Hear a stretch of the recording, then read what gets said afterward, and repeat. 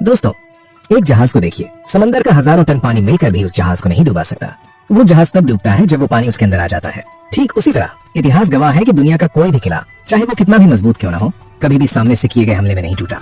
अगर वो टूटा है तो इसलिए क्योंकि किले का दरवाजा अंदर से किसी अपने ने खोला था। रावण, जिसके पास सोने की लंका थी, जिसके पास काल को बांधने की शक्ति थी, वो श्री राम जी से नहीं हारा। वो हारा क्योंकि उसका अपना भाई विभीषण उसके घर के सारे राज दुश्मनों को बता रहा था। और महाभारत में कौरवों के पास दुनिया की सबसे विशाल सेना थी, फिर भी उनका विनाश किसी बाहरी दुश्मन ने नहीं किया। उनका विनाश हुआ उनके अपने मामा शकुनी की वजह से, जो उनके साथ तो रहता था लेकिन अंदर ही अंदर उनकी जड़ें काट रहा था। और आज कलयुग में भी यही कहानी हर घर में दोहराई जा रही है। हम पूरी दुनिया से लड़ते हैं, हम बाहर की चुनौतियों से लड़ते हैं, हम पैसे कमाने के लिए दिन रात एक कर देते हैं, लेकिन अंत में हमें हराता कौन है? वो इंसान जिसके साथ हम एक ही थाली में खाना खाते हैं, वो इंसान जिसे हम अपना खून, अपना रिश्तेदार कहते हैं। आचार्य चाणक्य, जिन्होंने एक मामूली से ग्वाले को अखंड भारत का सम्राट बना दिया, वो कहते थे, शत्रु अगर तलवार लेकर सामने खड़ा हो तो उससे लड़ना आसान है, लेकिन अगर शत्रु रिश्तेदार के भेष में तुम्हारे घर के अंदर तुम्हारे सोफे पर बैठा हो तो उससे बचना भगवान के लिए भी मुश्किल हो जाता है। क्या आपको कभी ऐसा महसूस हुआ है कि आप तरक्की कर रहे हैं लेकिन कोई है जो आपकी खुशी देखकर खुश नहीं है? कोई है जो आपके सामने तो हंसता है लेकिन आपकी पीठ पीछे आपकी जड़ें काट रहा है। शायद वो आपका सगा भाई हो सकता है, शायद वो आपके चाचा या मामा हो सकते हैं, या शायद वो बचपन का जिगरी दोस्त हो सकता है। आज इस वीडियो में हम उन आस्तीन के सांपों को बेनकाब करेंगे।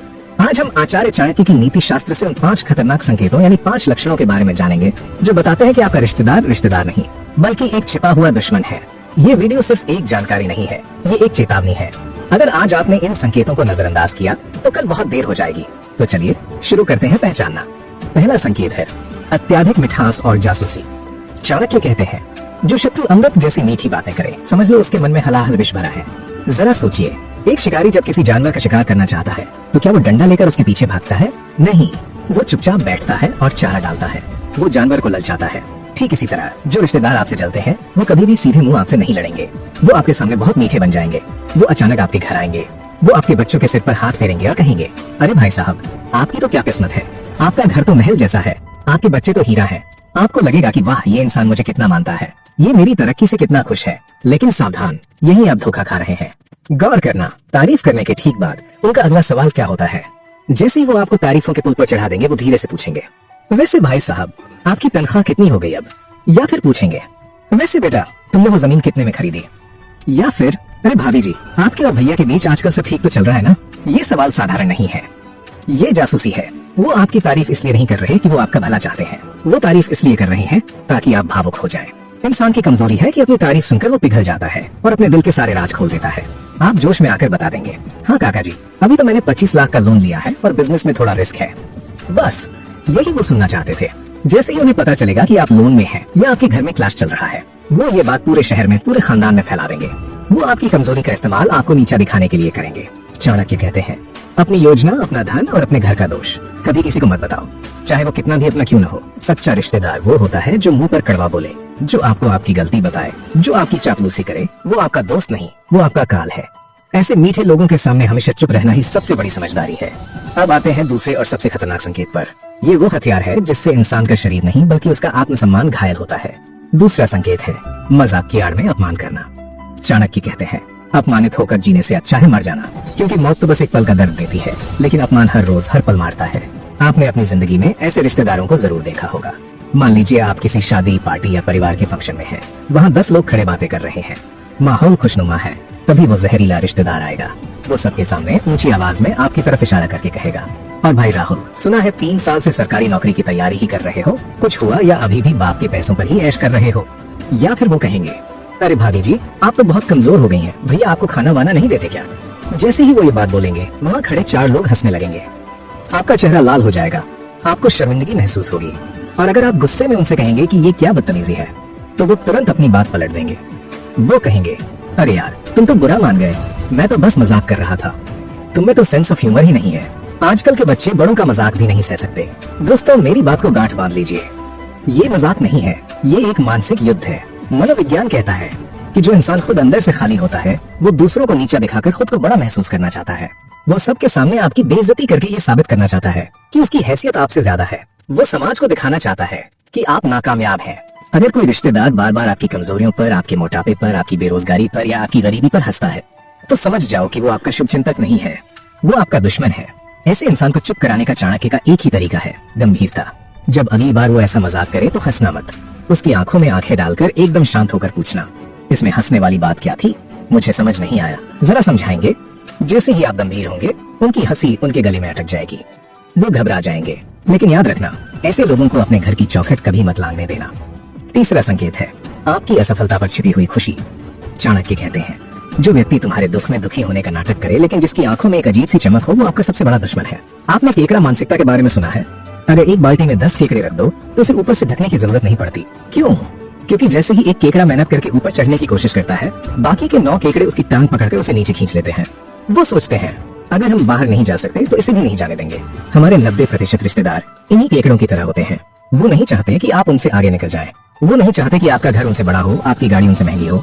गौर करना, जिस दिन आप उन्हें कोई खुशखबरी सुनाते हो, चाचा जी मेरा प्रमोशन हो गया, या मामा जी हमने नया फ्लैट बुक कर लिया, तो उनके चेहरे का रंग उड़ जाता है। वो एक फीकी मरी हुई हंसी हंसते हैं और कहते हैं, अच्छा चलो बढ़िया है, बहुत बढ़िया। लेकिन अंदर ही अंदर उन्हें जलन की आग लग जाती है। वो रात भर सो नहीं पाते कि ये हमसे आगे कैसे निकल गया। लेकिन जिस दिन आपके साथ कुछ बुरा होता है, मान लीजिए आपका बिजनेस डूब गया, या आपकी नौकरी चली गई, या आपके घर में चोरी हो गई, तो वो सबसे पहले दौड़ कर आएंगे। वो मगरमच्छ के आंसू बहाएंगे। वो कहेंगे, अरे बेटा बहुत बुरा हुआ, भगवान ऐसा किसी दुश्मन के साथ भी न करे, हमें तो रात भर नींद नहीं आई तुम्हारी चिंता में। लेकिन सच ये है कि वो मन ही मन जश्न मना रहे होते हैं। उन्हें सुकून मिलता है कि चलो शुक्र है ये वापस नीचे गिर गया, अब ये हमारे बराबर आ गया। ये लोग आपके आंसू पोंछने नहीं आते, ये देखने आते हैं कि आप कितने बर्बाद हुए हैं, ताकि वो बाद में दूसरों को मजे लेकर आपकी बर्बादी की कहानी सुना सकें। ऐसे लोगों को कभी भी अपनी असफलता मत बताना और अपनी सफलता का ढिंढोरा तो बिल्कुल मत पीटना। अब आते हैं चौथे संकेत पर। ये वो जहर है जो धीरे धीरे दिया जाता है और जब तक असर होता है तब तक इंसान बर्बाद हो चुका होता है। चौथा संकेत है गलत सलाह देने वाला। चाणक्य कहते हैं, दुष्ट व्यक्ति की सलाह सोने के घड़े में रखे हुए जहर के समान है, ऊपर से सुंदर लेकिन अंदर से जानलेवा। महाभारत में दुर्योधन कभी नहीं हारता अगर उसे शकुनी मामा की गलत सलाह नहीं मिलती। रामायण में कैकेयी कभी राम को वनवास नहीं भेजती अगर उसे मंथरा ने गलत पट्टी नहीं पढ़ाई होती। कुछ रिश्तेदार ऐसे होते हैं जो आपको जानबूझकर गलत रास्ता दिखाते हैं। वो आपके मार्गदर्शक बनने का नाटक करते हैं, लेकिन असल में वो आपको खाई में धकेल रहे होते हैं। मान लीजिए आप कोई नया व्यापार शुरू करना चाहते हैं या कोई बड़ा रिस्क लेना चाहते हैं। आप उत्साह में उनके पास सलाह मांगने जाएंगे। आप कहेंगे, मामा जी मैं सोच रहा हूँ कि नौकरी छोड़कर अपना स्टार्टअप शुरू करूँ। वो आपके कंधे पर हाथ रखेंगे, माथे पर चिंता की लकीरें लाएंगे और कहेंगे, अरे बेटा पागल हो गए हो क्या, व्यापार में क्या रखा है, मैंने दुनिया देखी है, इसमें तो बहुत रिस्क है, डूब जाओगे, सड़क पे आ जाओगे। इससे अच्छा है कि कोई सुरक्षित छोटी मोटी नौकरी कर लो, सुकून की रोटी खाओ। या फिर वो आपको ऐसी जगह पैसा लगाने को कहेंगे जहाँ आपका नुकसान होना तय है। अब सवाल ये है कि वो ऐसा क्यों करते हैं? क्या वो वाकई आपकी फिक्र करते हैं? वो डरते हैं। उन्हें डर है कि अगर आप रिस्क लेकर सफल हो गए तो आप उनसे बहुत बड़े आदमी बन जाएंगे, आपकी गाड़ी उनकी गाड़ी से बड़ी हो जाएगी, आपका घर उनके घर से सुंदर हो जाएगा, और ये बात उनके अहंकार को बर्दाश्त नहीं होगी।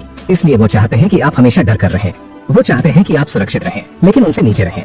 याद रखना, सलाह उसी से लो जो उस रास्ते पर चल चुका हो या जो वाकई आपका भला चाहता हो। ऐसे डरे हुए और जलने वाले रिश्तेदारों की बात सुनकर अपने सपनों का गला मत घोंटना। अपनी बुद्धि का इस्तेमाल करना, क्योंकि आपकी जीत से उन्हें हार महसूस होती है। पांचवा और सबसे बड़ा संकेत है मुसीबत में गायब हो जाना। चाणक्य कहते हैं, सच्चा मित्र, सच्ची पत्नी और सच्चा रिश्तेदार वही है जो आपातकाल यानी मुसीबत में तुम्हारे साथ खड़ा हो। सुख के साथी तो हजारों मिल जाएंगे। जब आपकी जेब गर्म होगी, जब आपके घर में पार्टियां होंगी, जब आप दावतें देंगे, तो ये रिश्तेदार सबसे पहले आकर सोफे पे बैठेंगे। वो सबसे महंगी शराब पियेंगे, सबसे अच्छा खाना खाएंगे। वो छाती ठोक कर कहेंगे, अरे हम तो एक ही परिवार है, तुम्हारा दुख हमारा दुख है। लेकिन जिस दिन आप पे मुसीबत आएगी, जिस दिन आपका एक्सीडेंट होगा, जिस दिन आपके घर में बीमारी आएगी या जिस दिन आपको पैसों की सख्त जरूरत होगी, उस दिन इनका फोन स्विच ऑफ हो जाएगा। वो आपको बाजार में देखकर रास्ता बदल लेंगे। अगर आप उनके घर जाएंगे तो वो नौकर से कहलवा देंगे कि साहब घर पर नहीं है। वो बहाने बनाएंगे, अरे भाई मैं तो खुद बहुत परेशान हूँ, या मेरी तो खुद की हालत खराब है, या अरे तुमने पहले क्यों नहीं बताया। ये वो आखिरी परीक्षा है जिसमें 99% रिश्तेदार फेल हो जाते हैं। जो इंसान आपके बुरे वक्त में आपके साथ नहीं खड़ा, उसे आपके अच्छे वक्त में शामिल होने का या आपकी कामयाबी का जश्न मनाने का कोई हक नहीं है। उसे अपनी जिंदगी से बाहर निकाल फेंको, चाहे वो कितना भी करीबी क्यों न हो। उसे उसी वक्त ब्लॉक कर दो, क्योंकि वो रिश्तेदार नहीं, वो अवसरवादी है। तो दोस्तों, ये थे वो 5 संकेत जिनसे आप आस्तीन के सांपों को पहचान सकते हैं। पहला, बहुत ज्यादा मिठास और जासूसी। दूसरा, मजाक में अपमान करना। तीसरा, आपकी असफलता पर खुशी। चौथा, जानबूझकर गलत सलाह देना। और पांचवा, मुसीबत में गायब हो जाना। अंत में आचार्य चाणक्य की ये बात हमेशा याद रखना, सांप को दूध पिलाने से उसका विष ही बढ़ता है, अमृत नहीं बनता। ऐसे जहरीले रिश्तेदारों से लड़ो मत, उनसे बहस मत करो, उन्हें समझाने की कोशिश मत करो, बस उनसे दूरी बना लो। अपनी तरक्की का शोर मत मचाओ, अपनी कमजोरी किसी को मत बताओ और अपनी खुशियां सिर्फ उन लोगों के साथ बांटो जो वाकई में आपके अपने हैं। याद रखना, खून का रिश्ता होना जरूरी नहीं है, दिल का रिश्ता होना जरूरी है। कर्ण और दुर्योधन का खून का रिश्ता नहीं था, लेकिन वो सगे भाइयों से बढ़कर थे। और विभीषण और रावण सगे भाई थे, लेकिन दुश्मन बन गए। अब फैसला आपके हाथ में है। क्या आप आस्तीन के सांपों को दूध पिलाते रहेंगे या उन्हें पहचान कर अपनी जिंदगी और अपने परिवार को सुरक्षित करेंगे? अगर इस वीडियो ने आपकी आंखें खोली हैं, तो इस वीडियो को लाइक करें और कमेंट